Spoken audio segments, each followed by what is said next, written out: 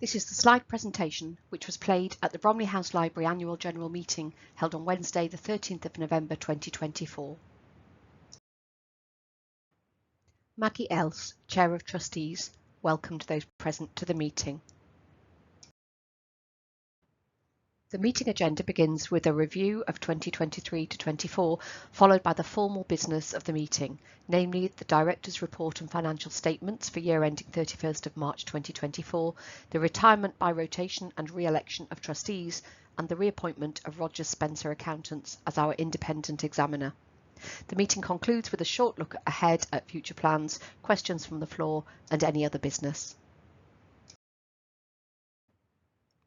Having successfully recovered post-COVID and spent a period recalibrating, the library has been able to consolidate its position and is now in a very good state of health, with a strong staff team, effective board of trustees, a growing membership, a cohort of skilled and committed volunteers, robust financial procedures and performance, a range of productive partnerships with other cultural and heritage organisations within the region, and an excellent reputation.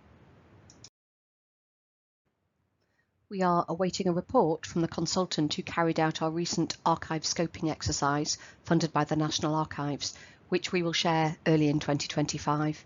This will help us shape our plans for conserving and sharing our collection of books, documents and artefacts.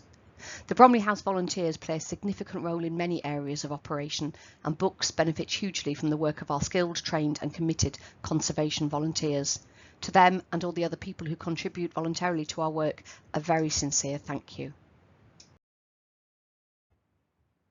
Representatives of our volunteers were invited by the Lord Lieutenant of Nottinghamshire, the High Sheriff of Nottinghamshire and the Dean of Southwell to represent the library at a celebration of communities and the King's birthday held at Southwell Minster in June 2024.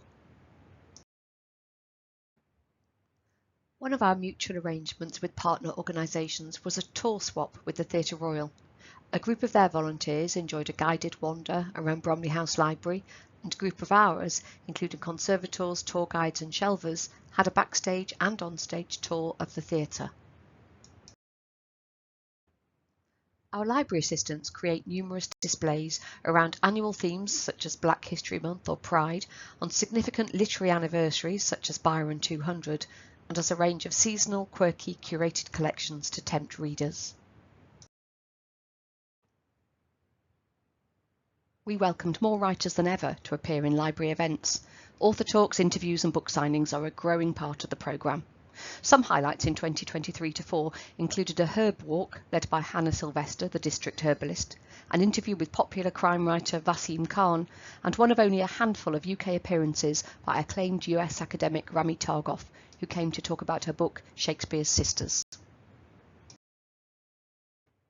Our long-established partnership with the Nottingham Historical Association continues to offer an amazing range of talks from writers, researchers and academics, open to both members of Bromley House and members of the Historical Association. In 23-24, the talks included The Rise of the Labour Party, Richard Brinsley Sheridan, Nottingham Cemeteries and Sir Edward Grey. The picture illustrating the slide is of Dr. Ruth Larson, who gave a presentation on bears in Shakespeare's England. Moving on to our financial position, the annual report and financial statements for year ended 31st of March 2024 are available to view on our website and in the library and give full details of financial activity, along with a thorough report by the directors. 2023-24 showed a strong performance, with memberships and trading surplus rising, while costs were carefully controlled. In 2023-24, we made an operating surplus of £39,000. That's compared to a 2022-23 loss of £17,000. This represents an improvement of £56,000 in terms of operating performance year on year. The principal differences may be summarised as follows. There was a net increase in income of £28,000. This comprised charitable activities up by £18,000, trading activities up by £6,000 and investment income up £3,000. There was a reduction in expenditure overall of £28,000, comprising staff costs down £27,000, marketing costs down £4,000, property-related costs up £15,000 and net modest cost savings over the remaining areas of spend of £12,000. This year, the financial markets delivered a modest increase in the paper value of our investments of £11,000. This compares to a 2022 to 23 loss of £25,000, and this takes the overall net income from the year to £50,000 compared to a prior year loss of £41,700. Our Treasurer has created several graphic representations of elements of the financial statements. This slide shows income by type and illustrates stability of both subscription income and investments. The substantial restricted income in 2019 and 2020 relates to funding from Historic England for the roof project.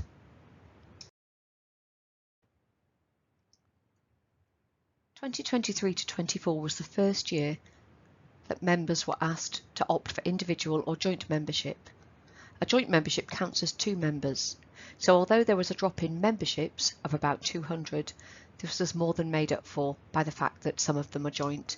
And at the end of 2023, beginning of 2024, membership numbers were higher than ever at around 1,850. This graph outlining costs by type shows that reduction in payroll costs has been a significant contributor to recovery and that property costs and overheads are unsurprisingly on the rise. The other costs on this slide include professional fees, which have now returned to pre-2021 to 22 levels following an expensive couple of years. Fundraising costs rose in 2023 to 24. Some of this was covered by a grant, and there was a concomitant reduction in marketing costs due to a reduction of print and post and an increase in digital marketing.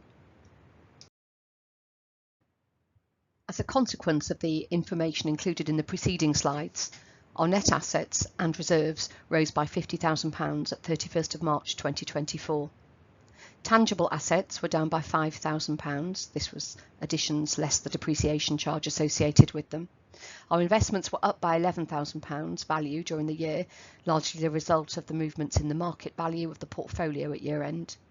There was a decrease in working capital of £24,000, and cash at bank was up by £68,000 as a result of our activities.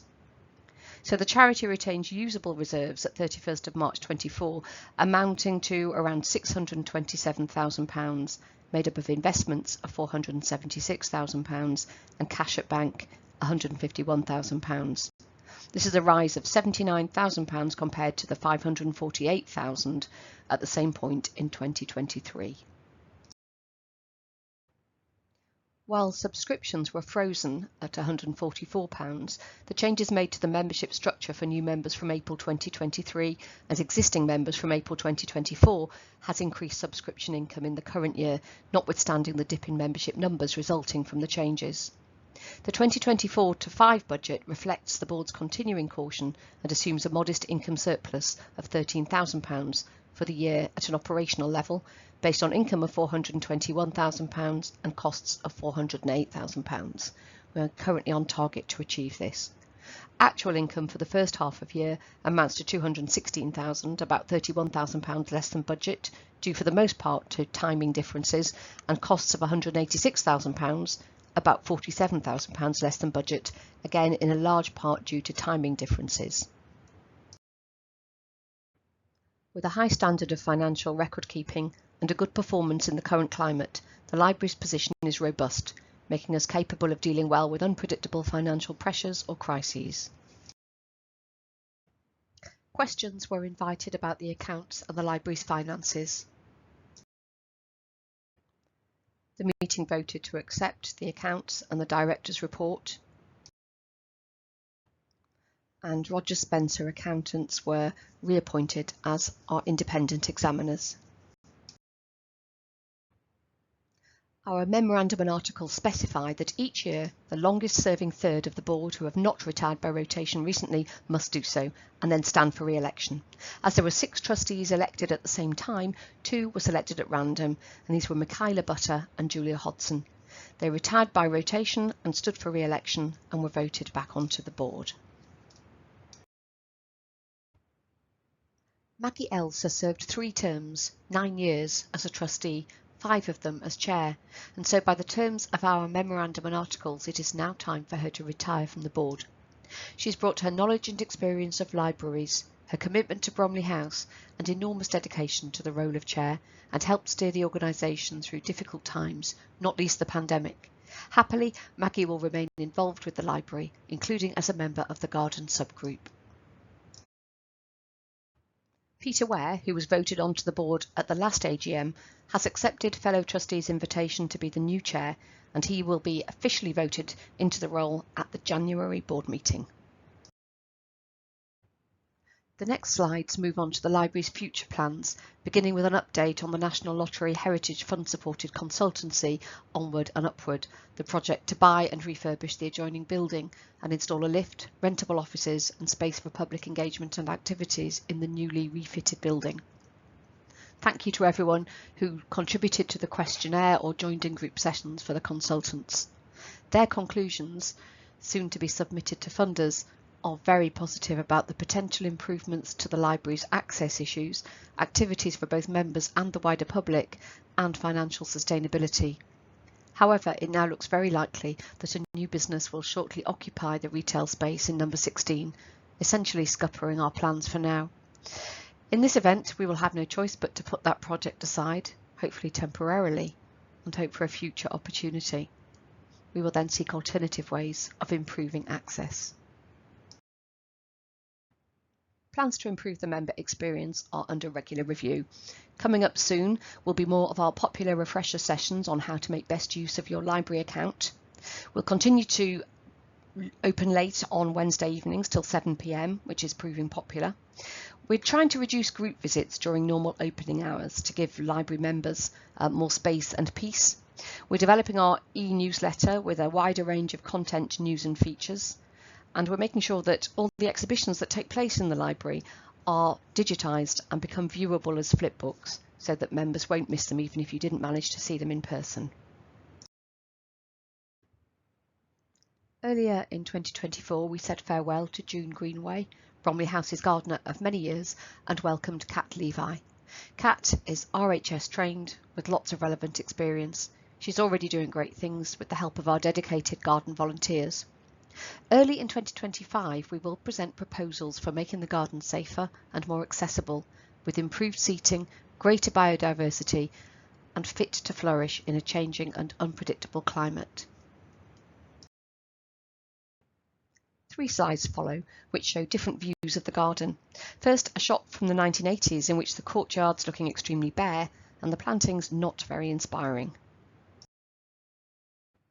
Then we have 2 views of the heliochronometer, showing the development of a more profuse and colourful planting scheme around it. And the final garden slide shows 2 views from the first floor, an autumnal shot featuring bare tree branches and fallen leaves, contrasting with a late spring photograph with greenery in full bloom and the trees obscuring the less than picturesque facades of surrounding buildings. The library's income from subscriptions covers around 70% of costs. Income from renting out our ground floor, retail, ticket sales, room hire, public tours and all fundraising and donations all contribute to our being able to keep subscription fees down, and we'll continue to develop the ways in which we do this. We'll continue to invite popular, respected and in some cases internationally recognised authors to events. This slide shows some of the writers who are part of our East Meets West (Midlands) series: Black country poet Liz Berry, Kit Duvall from Birmingham, Richard Armitage, originally from Leicester, pictured with our president Ellie Griffiths, Mike Gale from Birmingham signing a book for a reader, and Nottinghamshire's own Elizabeth Chadwick, all pictured in Bromley House. We're thinking of how best to look after our collection and protect the library's atmosphere for members whilst engaging more with the wider public as per our charitable objects. One possibility is to seek accreditation as a museum. We're researching the implications of doing this, one of which is adding operating as a museum outside normal hours to our articles. If trustees consider this to be a beneficial initiative, it will be put to member vote, and we'll keep members updated with our findings and thoughts. Any other questions or comments were invited from the floor?